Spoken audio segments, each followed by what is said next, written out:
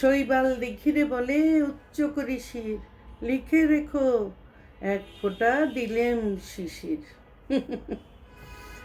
যে দিঘির মধ্যে শৈবালের জন্ম, বেড়ে ওঠা জীবনযাপন দিঘির পানিতে, শিশিরে ঝরে পড়া এক ফোঁটা পানি, কুয়াশা জমে জমে যে শিশির হয়েছিল, এক ফোঁটা পানি, তাও তার গায়ে জায়গা কম, ঝরে পড়েছে, গড়িয়ে পড়েছে।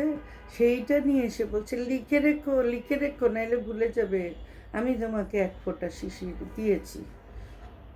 মানুষ বাস্তবে আসলে এইরকমই বেঈমান এবং অকৃতজ্ঞ।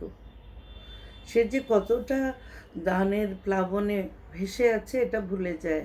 ভুলে যদি নিজে একটা পয়সা কখনো দেয়, সেটা নিয়েই খোঁটা দিতে চায়।